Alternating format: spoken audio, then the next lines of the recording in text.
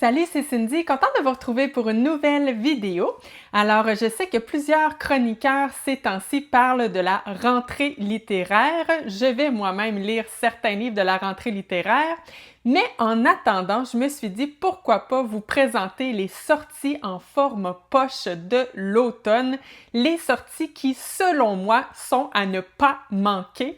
Donc, vous l'aurez compris, les 10 romans dont je vous parle aujourd'hui sont des livres que j'ai lus, que j'ai appréciés et qui vont sortir au courant de l'automne en format poche. Donc, si vous aimez ce format, eh bien, voici 10 recommandations de ma part. Alors, premièrement, je vous recommande Intermezzo de Sally Rooney qui va sortir dans la collection Folio au début du mois d'octobre. Alors, le style de cette autrice est quand même assez particulier. Je vous dirais que sa plume n'est pas fluide. On est plutôt avec de petites phrases courtes qui se terminent souvent abruptement. On a les dialogues aussi qui sont inclus dans le récit. Mais au début, là, j'ai eu un peu de mal justement avec son écriture, mais tranquillement, pas vite, je m'y suis habituée et je l'ai grandement appréciée. En fait, je trouve qu'elle a le don d'écrire la vie, le don d'avoir, comment dire, créé des personnages qui deviennent tellement réels. Tout sonne vrai dans ce livre. Juste à titre d'exemple, on a quand même beaucoup de passages de sexe dans cette histoire. Et habituellement, moi, les passages de sexe, surtout dans les romances, j'y crois pas pantoute. Je comprends que ça sert à émoustiller le lecteur, puis c'est bien correct, mais il reste que j'y crois pas habituellement, alors que dans Intermezzo, j'ai trouvé que c'était parfait, c'est-à-dire que oui, c'est parfois maladroit, parfois il y a des incertitudes, des questions qu'on se pose, mais c'est beau aussi également. Bref, j'ai adoré ce roman et c'est vrai que j'aurais dû commencer par vous faire le résumé, n'est-ce pas? Alors, c'est l'histoire de deux frères, Ivan et Peter. Les deux sont très différents l'un de l'autre et ça fait des années qu'ils se sont éloignés. On comprend que leur relation est peut-être un peu conflictuelle, mais ils vont devoir, en fait, ils vont être forcés de se retrouver suite à la mort de leur père. Et donc, on va évidemment découvrir la relation de ces deux frères, l'évolution de leur relation, mais on va aussi apprendre à connaître leur histoire à chacun d'eux. Peter, lui, l'aîné, il a 36 ans, c'est un avocat qui a une très belle carrière, mais en dedans de lui, là, ça va pas très bien. Au niveau de ses relations aussi, ça marche pas. Et Ivan, lui, est beaucoup plus jeune, il a seulement 22 ans, c'est un joueur d'échecs. Et il va rencontrer dans ce roman Margaret, qui est beaucoup plus vieille qu'elle, et d'ailleurs leur différence d'âge va causer problème. J'allais dire dans leur couple, c'est pas vraiment un couple, mais dans leur relation en fait. Et d'ailleurs, ce sujet des couples, des relations atypiques est très présent dans cette histoire des deux côtés, autant du côté de Peter que du côté d'Ivan. Donc, on a les réflexions dans ce roman. Qu'est-ce qu'un couple normal? Donc, voilà un roman que j'ai adoré. Ensuite, il va sortir un roman pour lequel j'ai eu un gros coup de cœur cette année, Les Guerriers de l'hiver d'Olivier Norek, qui va sortir chez Pocket à la fin du mois d'octobre. C'était une surprise pour moi d'avoir autant aimé ce roman parce qu'on est dans un roman historique et moi, c'est un genre avec lequel j'ai un peu de difficulté, mais celui-ci, oh my God, que c'était bon! On nous raconte en fait la guerre de l'hiver, donc une partie de la Seconde Guerre mondiale que je ne connaissais absolument pas. Donc c'est l'URSS qui va affronter le tout petit pays de la Finlande. On nous raconte d'ailleurs comment tout ça va arriver et ça fait peur parce que bon, bref, je vous laisse le découvrir, mais on peut pas s'empêcher de faire des liens avec l'actualité d'aujourd'hui dans le monde. Et donc, bref, il n'y a personne qui croit aux chances de la Finlande. Hein? C'est tout petit, ils n'ont pas tous les effectifs que possède l'URSS. Mais vous allez voir en lisant cette histoire que finalement, tout ne se passera pas comme on aurait pu le prévoir, et entre autres grâce à ce soldat qui va devenir une légende, donc qu'on appelle la mort blanche. C'est en fait l'histoire de Simo. Donc voilà, on va avoir l'histoire de ce soldat à travers cette grande histoire de cette guerre de l'hiver. C'était passionnant d'un bout à l'autre, ce roman. Ensuite, je vous recommande également Les âmes féroces de Marie Vintra qui va sortir à la fin du mois de septembre aux éditions Point cette fois-ci. Alors, c'est un roman, je vous dirais qu'il est divisé en 4 parties, mais l'élément central de cette histoire, c'est la mort d'une jeune femme qui s'appelle Léo. Et donc, ça nous est raconté, les 4 parties sont racontées par 4 narrateurs différents. Et donc, évidemment qu'à travers ces 4 voix, on va apprendre ce qui s'est passé, on va connaître le ou la coupable, que je vous laisse découvrir évidemment. Donc, on a, oui, ce côté thriller, mais on a aussi l'histoire de ces 4 narrateurs qui est franchement hyper intéressante. J'avais adoré ce roman. Ensuite, un livre que j'ai lu au début de l'année, Les éphémères de Andrew O'Hagan, qui va sortir à la fin du mois de septembre chez Point également. Alors, dans ce roman, ce roman-ci, il est divisé en 2 parties. J'avoue avoir un peu moins aimé la première partie, mais j'ai adoré la deuxième partie. J'ai surtout aimé toute la place de l'amitié qui est vraiment au cœur de cette histoire. Donc, durant la première moitié du livre, on est en Écosse en 1986. D'ailleurs, on va nous présenter un peu le contexte politique de l'Écosse à cette époque. Et on est aussi et surtout dans une espèce de coming of age avec des gars, des jeunes hommes qui terminent le lycée. Et ils savent que là, ils s'en vont vers la vie d'adulte. Et avant d'en arriver là, ils se disent, on va vivre un gros trip ensemble. Fait qu'ils vont partir une gang de gars dans un gros festival de musique. Fait que ça va être un beau périple qu'on va nous raconter pour ces jeunes hommes. Et la deuxième partie de ce roman, on est 30 ans plus tard avec 2 d'entre eux. Et il y en a un pour qui, en fait, qui va avoir une très, très mauvaise nouvelle que je vais vous laisser découvrir. Mais justement, à travers cette mauvaise nouvelle, on va voir à quel point l'amitié est importante pour ces hommes. C'est vraiment, vraiment très beau. Je me souviens avoir fermé le livre et j'étais profondément touchée par leur histoire. Donc, un autre roman que je vous recommande évidemment. Ensuite, Le rêve du jaguar de Miguel Bonnefoy va sortir à la fin du mois de septembre chez Rivage Poche. Alors ici, c'est un roman dans lequel on nous raconte une histoire de famille, mais sur plusieurs générations. Alors tout commence avec Antonio, qui est un bébé, un nouveau-né en fait, qui va être abandonné devant une église. Et c'est une mendiante muette qui va finalement s'en occuper. Et Antonio va un jour devenir un illustre médecin. Donc, on nous raconte son histoire, mais on va également nous raconter l'histoire de celle qui va devenir sa femme, Anna Maria, ainsi que de leur fille.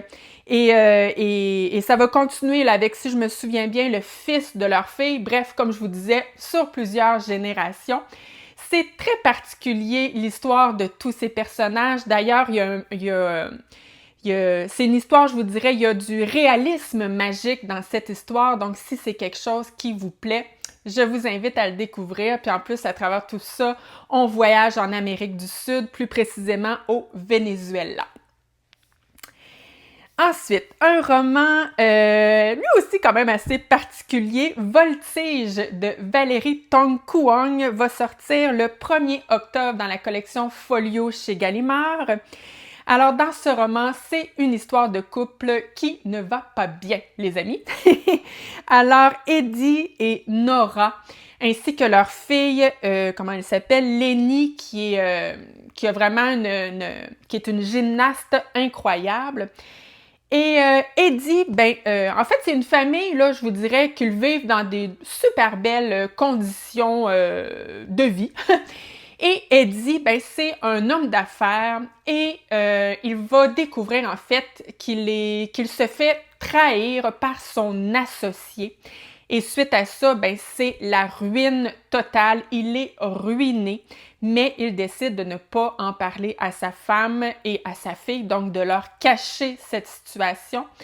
Et plus on avance dans le livre et plus Eddie s'enlise dans ses mensonges et plus le climat familial dépérit à vue d'œil. Donc voilà, j'avais adoré ce roman, puis il y a un petit quelque chose de bien particulier avec cette histoire. Donc si vous aimez les romans particuliers, justement, c'en est un que je vous invite à découvrir. Le prochain roman, en fait, je dis roman, c'est pas vraiment un roman. Puis d'ailleurs, je vais être honnête avec vous, personnellement, c'est pas un livre avec lequel j'ai eu énormément de plaisir, mais je sais qu'il a plu à tellement de lecteurs. Je me suis dit que j'allais le mettre dans la sélection d'aujourd'hui. Triste tigre de neige Sino qui va sortir chez Folio. Il va sortir le 24 septembre, donc peut-être même qu'au moment où vous regardez ma vidéo, il est peut-être déjà sorti. Comme je vous disais, c'est difficile de mettre ce livre dans une catégorie. C'est pas vraiment un roman. En tout cas, c'est autobiographique. Donc, l'autrice nous partage son expérience. En fait, elle a été victime d'inceste. Et donc, elle va... mais tu sais, ce qui est bien avec ce livre, en fait, c'est qu'on va pas du tout dans le voyeurisme. Elle nous raconte... Tu sais, il y a pas... oui, elle nous raconte... une partie de sa vie, de son expérience, mais on va pas non plus trop dans les détails. Je vous dirais qu'on est plus dans les réflexions et dans les analyses de cette autrice. Et franchement, c'est très intéressant. Elle a beaucoup de références aussi à d'autres livres dans cette espèce de partage qu'elle nous fait. Comme vous pouvez voir, j'ai un peu de la misère à résumer ce livre parce que c'est dur de le résumer. Mais si c'est quelque chose qui vous intéresse, c'est franchement très bien écrit, très bien fait, donc je vous le recommande. Ensuite, Croix de cendre d'Antoine Sénan qui va sortir au courant du mois d'octobre, cette fois-ci chez Le Livre de Poche. Alors ici, on recule loin en arrière parce qu'on est en 1348 alors que la peste noire fait ses ravages en Europe. Et on va être avec deux frères dominicains qui se font confier une quête de la part de leur prieur qui leur demande en fait d'aller retrouver un précieux parchemin. Mais là, nos deux frères dominicains ne savent pas à quel point ils s'embarquent dans quelque chose de gros. Quelque chose de tellement gros que ça pourrait même mettre en péril les fondements de l'Église. Donc, c'est un roman historique, donc vous avez plein d'informations historiques dans ce roman, mais on a aussi à travers tout ça une histoire qui est franchement palpitante, il y a même une petite saveur de thriller, j'exagère peut-être, là, mais tu sais, il y a un côté très intriguant, finalement, avec toutes les découvertes que vont faire nos deux personnages. Ensuite, si vous aimez les romans noirs / romans d'espionnage, je vous parle cette fois-ci de Le crime du garçon exquis de Ronald Lavallée qui est peut-être déjà sorti en fait, là, j'avais noté le 24 septembre aux éditions Fidesz dans leur collection Poche. Et en fait, je vous dis roman noir, roman d'espionnage, oui, c'est aussi un roman québécois. Et c'est drôle, mais moi, quand je le lisais, j'avais l'impression de lire un western américain. Je suis pas sûre qu'on peut le qualifier exactement de western, mais vraiment, il y a une ambiance western et c'est justement l'ambiance de ce roman que, personnellement, j'ai beaucoup aimé. Alors, on est avec, en fait, le personnage de Matthew Calwood, qui est un ancien policier. En fait, lui, il est content d'avoir laissé son passé de policier derrière lui, mais finalement, ça va un peu le rattraper parce qu'il va se faire demander par son général d'enquêter sur En fait, Bertie Killiams est un jeune soldat qui est accusé d'avoir tué son rival amoureux à la sortie d'une maison close. Alors voilà ce sur quoi va enquêter Matthew Calwood, même si ça lui tentait pas tellement de faire cette enquête. Maintenant, en dernière proposition, cette fois-ci, si vous aimez les beaux coffrets, hein, je sais qu'il y en a parmi vous qui avez ce petit côté collectionneur, eh bien, sachez que va sortir un beau coffret contenant La Servante écarlate et les testaments de Margaret Atwood, pardon. Ça va sortir au début du mois de novembre, donc il faut être un petit peu patient, chez Pavillon Poche. Alors moi, je fais partie de ceux... Je me suis un peu ennuyée, je vais être honnête avec vous, avec La Servante écarlate. Par contre, la suite, Les Testaments, a été un gros coup de cœur pour moi. Je vous recommande quand même de commencer par La Servante écarlate pour bien comprendre tout cet univers. On est dans une dystopie. Des fanatiques religieux vont essayer de construire une espèce de nouvelle société parce qu'en fait, la fertilité a chuté drastiquement et donc les quelques femmes fertiles qui restent, ben on va en faire des servantes, des esclaves qui vont être comme placées avec des couples pour faire des bébés en fait. Et évidemment qu'à travers tout ça, il va y avoir une espèce d'histoire il va y avoir un peu une révolution, une espèce de vengeance qui va commencer à naître chez toutes ces femmes. Donc, franchement, c'est une histoire à découvrir. C'est pas pour rien que c'est un classique. Alors, ben voilà qui complète ma vidéo recommandation sortie poche de l'automne. J'espère que ça vous a plu. Merci beaucoup d'avoir été là et moi, je vous reviens dans 2 semaines avec un bilan lecture. Merci beaucoup et à bientôt. Bye bye!